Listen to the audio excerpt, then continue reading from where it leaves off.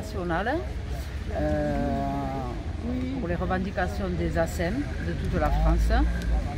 Alors certes, ça a été posé à la rentrée, il y a peut-être pas mal de parents qui ne savent pas qui sont les ASEM, agents territoriaux spécialisés des écoles maternelles. Nous sommes dans toutes les écoles maternelles, on assiste le personnel enseignant et on s'occupe des enfants de 2 à 6 ans. Et la seule chose qu'on peut dire, c'est que c'est nous qui appréhendons le plus la journée de l'enfant. On est là le matin aux garderies à partir de 7h20 et on quitte les écoles vers 17h15, 17h30. Alors ce métier d'ASEM demande de plus en plus de professionnalisme. Il a beaucoup évolué avec les années et actuellement on se retrouve que oui, on peut être tantôt AESH parce que les postes n'ont pas été donnés, on est animateur sur les temps hors classe, on est assistante d'éducation auprès des enseignantes sur le temps classe, mais dans la réalité on n'a aucune reconnaissance de ces missions-là. Souvent c'est une profession qui est annualisée, donc on travaille des semaines de 40 à 41 heures toute l'année et on a des temps de repos plus grands sur les vacances scolaires. C'est un métier qui est épuisant. Il faut savoir qu'en fait on est une des professions où il y a le plus de troubles musculo-squelettiques en fin d'année. En fin de carrière, pardon. Et voilà. Et cette pénibilité n'est pas reconnue. Ces compétences qu'il nous faut de plus en plus ne sont pas reconnues et les missions que l'on fait non plus ne sont pas reconnues. Donc c'était à la base ça. Il y a eu, il y a 4 ans de ça, les assises de l'école maternelle. Lors de ces assises de l'école maternelle, on a été reconnu par tout le monde, tous les professionnels, Boris Cyrulnik, l'éminent pédopsychiatre, sociologue, a reconnu qu'on était les maillons essentiels pour la petite enfance et qu'il fallait vraiment prendre cas de notre profession.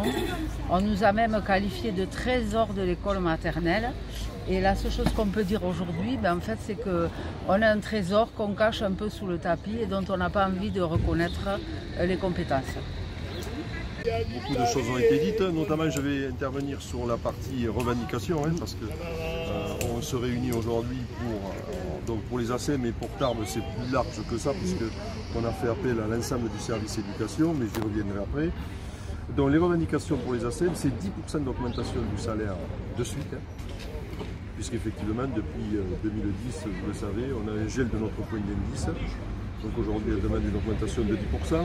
Elle demande la baisse du temps de travail à 32 heures pour reconnaître à minima la difficulté du métier. Elle demande une planification des missions et une clarification des missions aujourd'hui, puisqu'elles sont sur des tâches multiples. Elle demande, en termes de reconnaissance des compétences, un passage en catégorie B. Nous, on s'appuie sur le fait que aujourd'hui, les auxiliaires de puéricultrices, qui effectivement n'interviennent pas sur le même âge, effectivement, ce n'est pas le même public puisque c'est un âge plus petit, mais pour autant, en termes de compétences, on peut considérer qu'elles sont identiques. Sachant que c'est des ASEM, beaucoup viennent aussi, sont auxiliaires, en l'occurrence, Domi est auxiliaire. Donc en termes de compétences, si les unes sont passées catégorie B à juste raison, on demande à ce que les ASEM le passent aussi. Ceci dit, on avait déjà rencontré les députés et sénateurs à l'époque qui avaient posé une question écrite.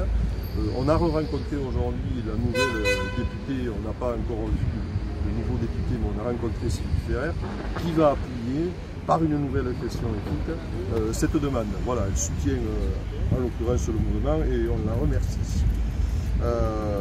Donc la reconnaissance de la pénibilité, parce que tout le monde le sait, c'est difficile moralement, c'est difficile et très difficile physiquement ce métier. Elle demande à ce qu'elle soit reconnue, comme certains fonctionnaires, très peu d'ailleurs, fonctionnaires actifs, qui leur permettraient de partir avant 60 ans. Et elle demande, puisque effectivement ça existe pour certains fonctionnaires, sauf qu'aujourd'hui il y a la prise en compte de la décote, elle demande sans décote, voilà, qu'elle parte avec 75%. Voilà. Donc la reconnaissance des missions éducatives mais elle en a parlé aujourd'hui. Aujourd'hui, tout le monde sait, entre le statut qui avait été posé en 1992 et aujourd'hui, la réalité des missions, ce n'est plus les mêmes. Entre ce qui se faisait en 1992 et ce qui se fait aujourd'hui en termes de missions éducatives, on n'est plus sur le même champ. J'en veux pour preuve, c'est que quand on sépare, et ça se fait de façon régulière dans les classes, on sépare par groupe, c'est les ASEN qui, à elles, sur les missions éducatives, tiennent notre groupe. Donc on peut considérer, on ne se prend pas pour des enseignants, mais pour autant, on a cette mission éducative. Et il faut qu'elle soit reconnue par le passage en catégorie. Et je voulais intervenir sur les animateurs, où là aussi on demande effectivement, parce qu'on repense les choses, notamment sur le fait qu'aujourd'hui, on se retrouve en difficulté pour recruter. On se retrouve avec des agents aujourd'hui qui intègrent la fonction publique, ce n'est pas de leur responsabilité, mais sans formation. Donc ce qu'on demande de nous, c'est que chez les animateurs, on puisse créer une véritable filière, c'est-à-dire avec un véritable déroulement de carrière, mais qu'en amont, on fasse, comme pour les écoles d'infirmières, une école des animateurs, qui soit tenue par l'éducation populaire, parce qu'on y tient à ça. Il faut que l'éducation marche sur ses deux jambes. Il y a l'éducation nationale et il y a l'éducation populaire. On rappelle que l'éducation populaire, en la matière, chez les animateurs, elle permet des fois à des enfants qui sont en difficulté de retrouver le chemin de la réussite. Donc c'est pour ça qu'on y est très attaché. Mais pour autant, voilà, il nous faut construire une école de l'animation qui partirait sur 3 ans, qui partirait à l'issue de la 3e jusqu'à la terminale, parce que bizarrement, après la terminale, à l'université, effectivement, il existe des formations. Donc nous, on demande que cette période transitoire, on puisse, sous forme d'alternance, d'apprentissage, comme ça se fait dans bien des cas, c'est-à-dire une partie sur le terrain, une partie en scolaire, et qu'on puisse arriver sur un bac pro. Et que ça permette effectivement ensuite aux collectivités de recruter des agents formés, diplômés, et qui ne se retrouvent pas en difficulté après face aux enfants. Voilà. Plus, effectivement, si on arrive à ce cadre-là, ces agents passeraient en catégorie B et que la filière soit poussée jusqu'au bout, que des gens qui sont issus de cette filière puissent un jour être cadre A. Voilà.